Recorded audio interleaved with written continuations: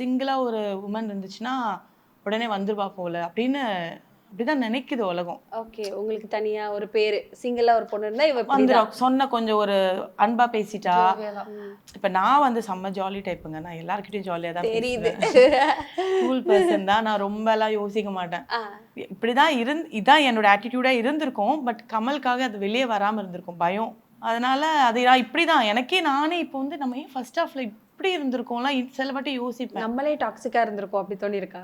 நிறைய பேசியாச்சு. நான் டாக்ஸிக்கே கிடையாதுங்க. நான் சைலண்ட். நான் வந்து டார்ச்சரே பண்ண மாட்டேன். நான் நார்மலாக இந்த பொசசிவ் தான். நான் ரொம்ப பொசசிவ்.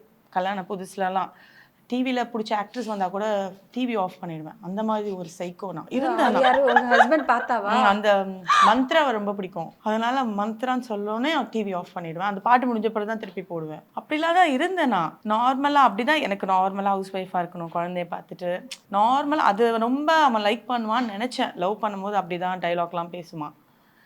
அப்புறம் பார்த்தா ஹவுஸ் ஒய்ஃபும் இல்லை, கீஸ் ஒய்ஃபும் இல்லை, பிஸ்னஸ் வான்றான்.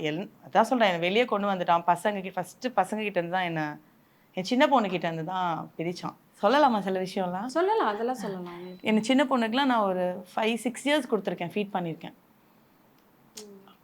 அது உலகமே அதுதான். பசங்க அவங்க 2 பேரும் பாய் ஃப்ரெண்ட் கேர்ள் ஃப்ரெண்ட் மாதிரி இருப்பாங்க. நான்லாம் வந்து கல்யாணம் பண்ணிக்காத வந்தனா நம்ம 2 பேருமே வாழ்ந்துடலாம். அவளுக்கு சூர்யா ரொம்ப பிடிக்கும். சூர்யா ஜோதிகா கல்யாணம் ஆனிச்சுல அப்போ செம்ம அழுது ஆர்ப்பாட்டம் பண்ணி சாப்பிடாமலாம் இருந்து. அப்போ நான் சொன்னேன், உனக்கு நம்ம ஊசி போட்டு உன்னை குட்டியாகவே ஆக்கிடுறேன், நீ குட்டியாகவே நம்ம 2 பேரும் வந்து வாழ்ந்துடலாம் அப்படிலாம் நினச்சிட்டு இருந்தேன். அப்புறம் ஃபஸ்ட்டு இவ வந்து எங்கள் அம்மா தான் வளர்த்தது. இவ வந்து ரொம்ப சமத்து, அவள் அப்படியே ஆப்போசிட். ரொம்ப டார்ச்சர். அந்த டார்ச்சர் பண்ணுறது தான் இங்கே லவ் பண்ணுறாங்க. அதனால தான் என்னோட எக்ஸ்பீரியன்ஸில் இவ்வளோ சொன்னேன், லவ் பண்ணாதடி இந்த டார்ச்சர். நானும் அதுதான், இந்த பொசசிவ்ன டார்ச்சர். அது பொசசிவாக கூட இல்லை, அவன் வேறு மாதிரி ஒரு டாக்ஸிக்கு.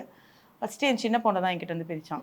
அவளுக்கு வந்து எப்படி தூங்கணுன்னே தெரியலங்க. ஏன்னா ஒரு 5-6 இயர்ஸாக ஃபீட் பண்ணும்போது அவளுக்கு அதுதான் தூக்கம்னா ஃபீட் பண்ணுறது. ஸ்கூலுக்கு போயிட்டுலாம் வருவா. யூகேஜி ஃபஸ்ட் ஸ்டாண்டர்ட் வரைக்கும் ஃபீட் பண்ணேன். அதுக்கப்புறம் உட்காந்து ஒரு நாள் ஒரு 1 hour கிளாஸ் எடுத்தாங்க. உன் பொண்ணு வாழ்க்கையை கெடுக்க போகிற அப்படி இப்படின்னு சொல்லி நான் ஏன்னா அவளுக்கு தூங்க தெரியாது, உருண்டுக்கிட்டே இருப்பா. சுற்றி தலைனை வச்சு ரொம்ப கஷ்டப்பட்டா ஒரு 10 நாள். ஃபஸ்ட்டு அதை தான் என் பொண்ணையும் என்னையும் தான் ஃபஸ்ட்டு பிரித்தான். ஒரு பிஸ்னஸ்ன்னு கூப்பிட்டு போனான். அப்புறம் 2 பேரும் ஹாஸ்டலில் போட்டாச்சு. ஏன்னா என் பசங்க என் கூட இருந்தாலே பிரச்சனை தாங்க. பசங்க நாங்கள் 3 பேரும் சிரிச்சு பேசினாலே டென்ஷன் ஆகிடுவாங்க. என் புருஷன் வானம் பாத்தியா அம்மா அனுபவிச்சுட்டுலாம்? ஆமா, நிறைய பசங்க அம்மா அப்பா யாரோடையுமே பேசினதில்லை. வீட்டில் வேலை செய்யறவங்க கிட்ட கூட நான் பேசக்கூடாது. அது எனக்கு தெரியல. ஆனால் நான் சந்தோஷமாக தான் இருந்தேன். அதுதான் சந்தோஷம் நினச்சிக்கிட்டேன். இப்போ தான் தெரியுது. அந்த டைம் நான் சொல்கிறேன், அந்த டைம் எனக்கு அது சந்தோஷம் தான் நான் நினச்சிக்கிட்டேன். அப்புறம் பிஸ்னஸ் ஆனால் ஒரு பாசிட்டிவிட்டினா வெளி உலகம் நிறைய காமிச்சு கொடுத்தாங்க.